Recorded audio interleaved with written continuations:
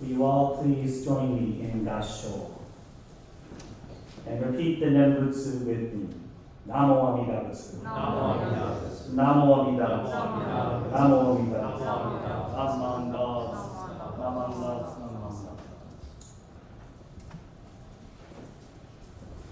Good morning, everyone. Good morning, Sensei. Ooh, another nice packed house. So wonderful. I love to see this. So, for today's summer talk, I'd like to talk a little bit, go back a little bit to the basics of our tradition. As many of you can probably see, we have some wonderful guests amongst our congregation today. So this talk will actually not just benefit them, but kind of give a reminder to us as well. As we return back to our normal way of doing things, our normal activities, you notice that a lot of us are doing Oshoko again. A lot of us are coming up to the front and offering incense. And this is a wonderful ritual. I myself happen to love the smell of incense. How many of you here, show of hands, like the smell of incense? Yes, I love the smell of incense. It's wonderful. It kind of brings back to us the attention of the Dharma. It brings us back to this place. It helps us become familiar and creates sort of a sense memory for us to absorb the Dharma with. So that's one of the first kind of meanings of the smoke.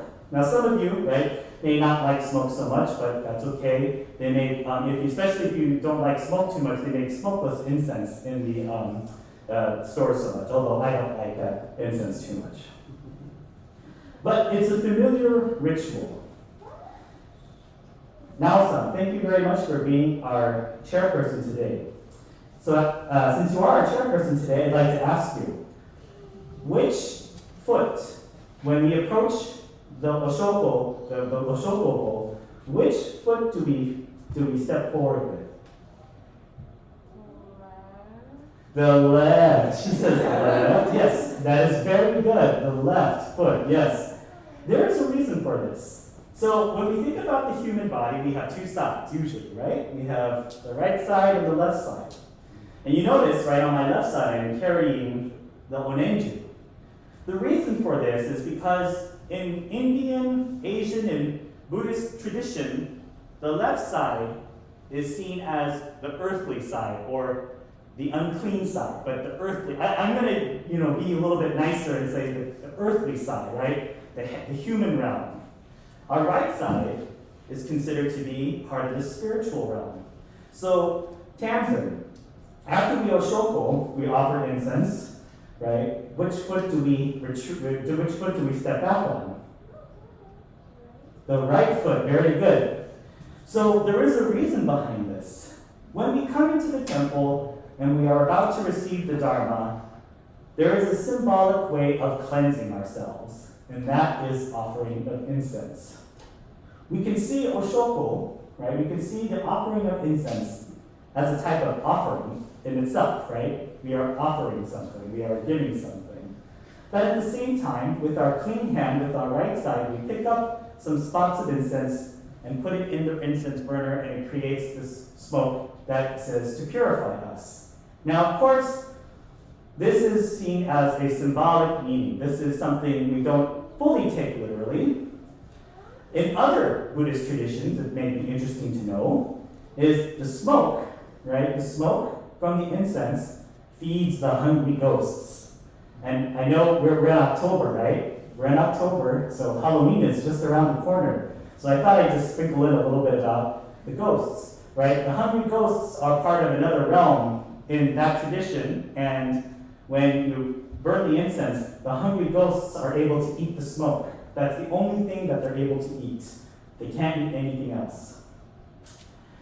And again, of course, this is a good thing for us to remember, right? The left side is our earthly side, the right side is our spiritual side. Now, let's get one thing clear as well. Oshoko, or offering of incense, is not a means for granting wishes. So, what is the current lottery? What's the current lottery at right now? 450 million, maybe a little bit over. Did somebody win it? Well, the point is when you come up and offer Oshoko or when you offer incense and you see people going like this, they're not praying for the winning lottery numbers. And if they are, I can guarantee you it may not work. And I know that there's a lot of you here today who probably would not be here today if the Mariners had won that 18th inning stretch. How many of you, how many of you watched the game last night? Show of hands. Wasn't that a, now, again, Oshoko, you don't go up and offer incense and say, please let the Mariners win, please let the Mariners win, right? It's not going to, the Oshoko is not going to have, it's not going to grant that wish, unfortunately. For a lot of you who are students, okay, when you go up and offer Oshoko and go, please let me test well on my test, please let me get 100% on my test, please let me get an A. Oshoko is not going to grant that wish. Okay? Only your hard work and studying and doing your homework can do that. This is a means of symbolism, one more time. And symbols are important and actually mean a lot to us. And you may not be asking yourselves, many of you may be asking yourselves right now, if it doesn't give me what I want, if it doesn't give me the things that I desire, right? If it doesn't give me the winning lottery numbers, if doing Oshoko 100 times is not going to guarantee the Mariners winning the World Series, or doing Oshoko is not going to guarantee me getting an A on my exam, why am I doing it? Well, First off, this comes from centuries, if not millennia, of tradition of burning incense in our sect of Buddhism, or in our religion of Buddhism in general. And again, I go back to the subject of cleansing. This causes us to really put ourselves into place mentally, not only mentally, but also physically, to receive the Dharma, to receive the teachings of Buddha. But it also forces us, or I don't want to say force, but it also causes us to take time and to think about the actions that we do. When we do things in haste and when we rush, we can make mistakes. For those of you who are new to our temple today, you see there is a particular way this ritual is done. Enzo, can I ask you to come to the front, please? Sorry to put you on the spot. And Enzo is going to wonderfully demonstrate how we usually do this ritual. So Enzo will approach, first stands here in front of Amida Buddha and gives a small yuhai. Yes, a small bow. And then with the left foot, steps forward. And then with his right hand takes a small pinch of incense and puts it on the burning charcoal. Places his hands together in gasho and recites Nembutsu. Yes, and does a nice bigger bow. Once he is finished, his hands go back to his side, takes a step back with his right foot, and gives a small salutation. And he returns to his seat. Everyone, let's give it up for Enzo. So as you can all see, there actually is an order to the way that we do this, but this isn't like you have to do it right, or you have to get this correct in order to, complete a successful Oshoko. What this is for is it really causes us to take time and think about how we do things, right? Most of these days we do things absent-mindedly. I, for one, am just as guilty of this, and just to be totally transparent, just yesterday, after running some errands, I was backing my brand new car into the garage, and I wasn't paying that much attention to the side, and I chipped my passenger side mirror on that side. Oh. And so we do these things, right? We do our regular routines. We drive our car to the grocery store. We come home and we have our usual routines that we usually do. And we tend to do these things absent-mindedly, right? We put things in the dishwasher, we close, and then we press the button, right? All of those things. We can do them sort of absent-mindedly.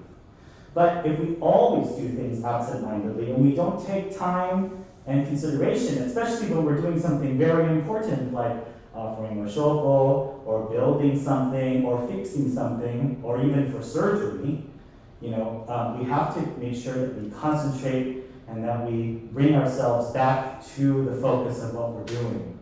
So that is another whole purpose of Oshoko. Again, this is not a means for granting wishes. So how many of you have been to Japan before? Good, very good. So you probably have visited Shinto shrines before, correct? And you know the ritual of going up to the Shinto shrine and ringing the bell, right? Ding, ding, ding, ding, ding. And then you throw some money into the offering pit, and then you do 2 claps, right? So you shouldn't do 2 claps here, because do you know what the 2 claps means? The 2 claps means you're waking up the god. You're waking up the local god to grant you your wish. Okay? But the 2 claps can also signify heaven and earth. There's no need for that here. There's no need to do the 2 claps because the Buddha is already awakened. The Buddha is already awakened. When we do Oshoko is for us to once again cleanse ourselves spiritually, mentally, and to balance ourselves and to make ourselves feel a little bit more focused on the tasks that we do in front of us. So Dharma School students, I really hope in the future, right, and I think you're all doing, let me just say right out front, you're all doing a wonderful job when you come up to offer Oshoko or when you come up to offer incense. You're doing a wonderful job. But I hope you keep these thoughts in mind as well as we continue to come back to our normal way of having service. So with that in mind, Dharma School students, please remember, Oshoko, step with the left, offer with the right, step back with the right, and never forget to bow. But most importantly, say in Nembutsu, Namo Amida Butsu. Thank you all very much, and please join me in Yasho. Namo Amida Butsu. Namo Amida Butsu. Namo Amida Butsu. Sammanda, Sammanda, Sammanda, Sammanda.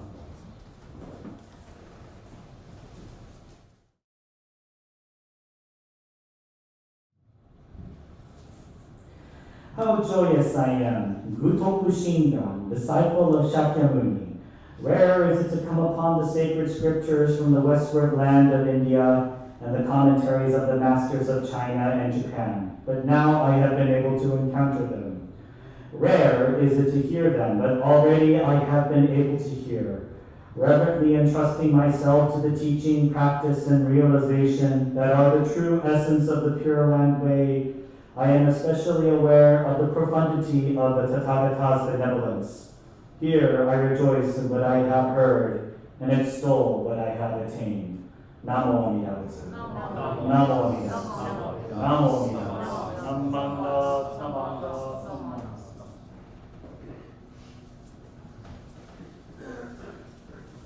Well, good morning again, everyone. Good morning, Sensei. I know that probably many of you are still feeling the sting from the Mariners' loss, but for all that it was a very good game. And a very long one at that too, which means that both sides were really trying hard to win that night. So it made for very much wonderful entertainment. So I actually wanted to discuss a little bit about Shinran-sama today. Return to Shinran Shonin. And for those of you who are visitors today, Shinran Shonin is the name of the founder of our school of Buddhism. But why go back to Shinran today? Can anyone tell me what today's date is, the number? The 16th, very good, yes. So, traditionally speaking, at our mother temple of Nishihonganji in Japan, every 16th of the month, there is a small celebration and service celebrating the life of Shinran Shonin and acknowledging of his passing into the Pure Land, or being born into the Pure Land.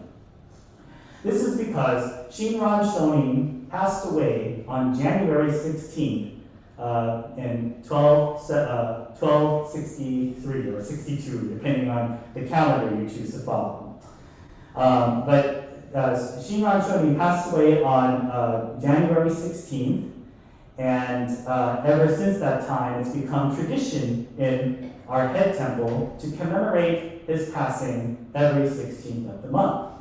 So I thought it only appropriate to talk about today's sermon by leading off with Shinran Shonin's preface, or his words from his major writing.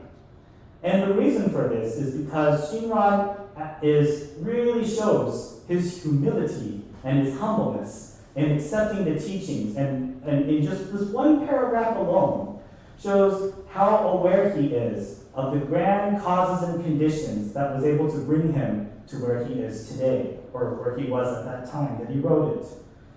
So for all of us here, we all go through our daily lives and our wonderful milestones of life. Many of you here are college students at University of Washington, Tacoma. How wonderful that is.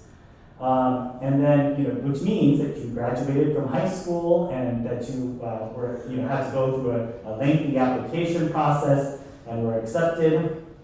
And then for all of us, like myself, I'm able to stand up here as a minister, but that wasn't because necessarily of all the hard work that I did by myself. It was because there was multitudes of causes and conditions and people working really hard in their daily lives to make sure that I was able to stand here today, right?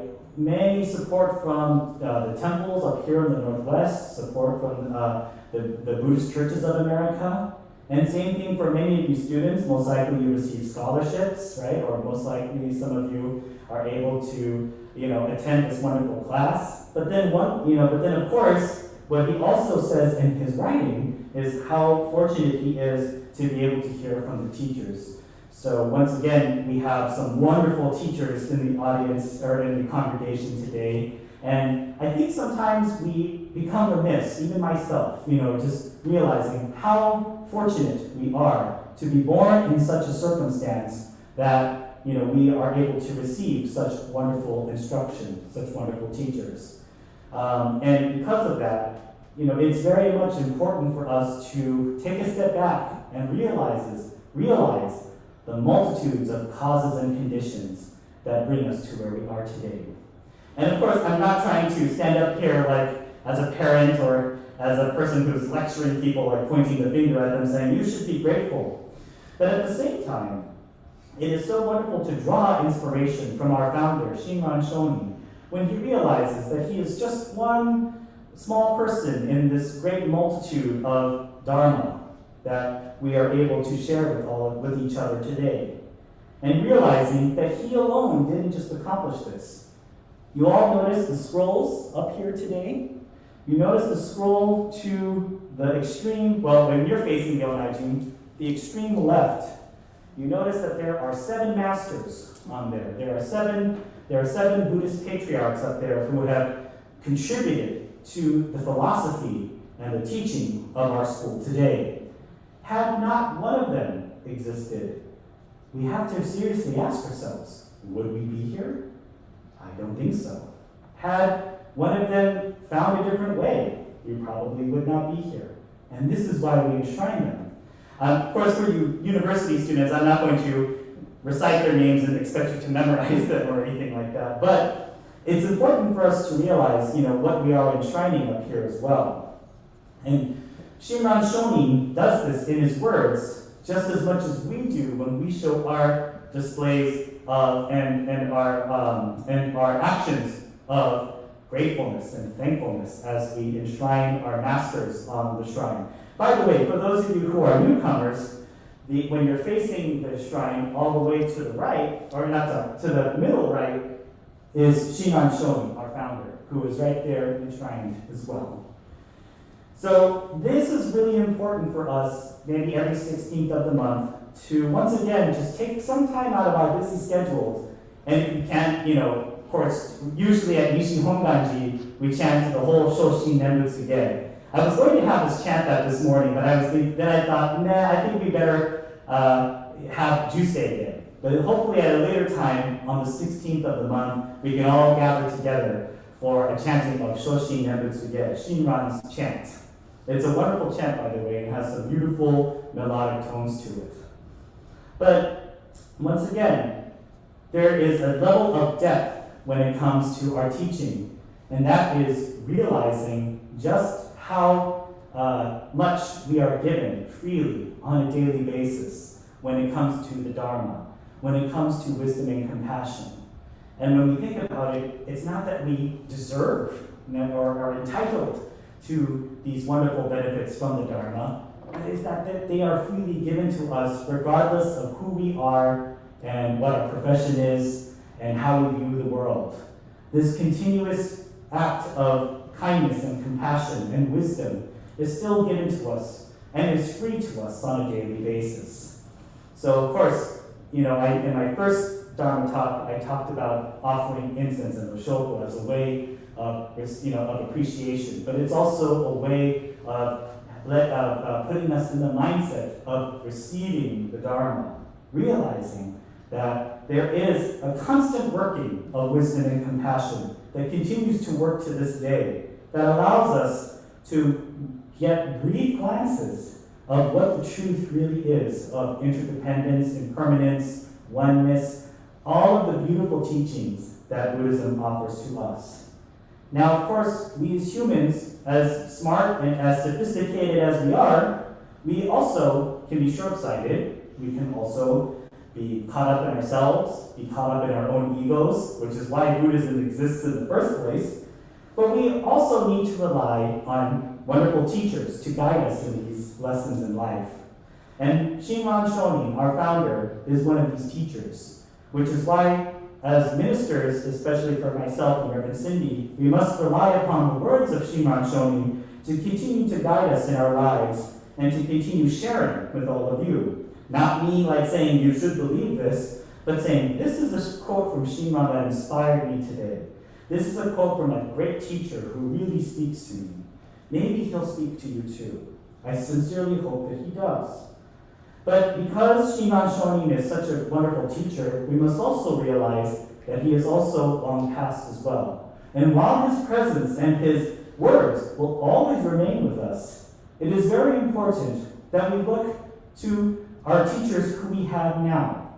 We are so blessed in this congregation to have so many wonderful teachers amongst us. Those who have worked in education, those who have been formally ministers, those who are university professors, and then for those people who teach in an unofficial capacity as well. I'm certain in your jobs, part of your training or part of your jobs is to train younger people or to train those who are going to replace you when you move up. So again, this is coming back to the realization that we are receiving wonderful benefit from the Dharma, wonderful acts of kindness and compassion. And we must look to these examples and to these words as inspiring words to live by, as things that we should definitely not take for granted. Education, the Dharma, wisdom and compassion, each other, relying upon each other, always being there for each other. This is what the Dharma is teaching us about interdependence. Shinran Shonin, in just this last paragraph here, talks to us of the great truths of Buddhism. But not only does he speak these truths to us in a very humble way, but acknowledges that he himself is but a limited being, and how great and wonderful it is that he has been fortunate and blessed to receive these teachings from the masters before him. So I would like to thank you all today for joining us for our, what I'm going to call Gomeinichi, or monthly memorial service of Shinran Shonin. And with his words in mind, please join me in Gasho as I read them again.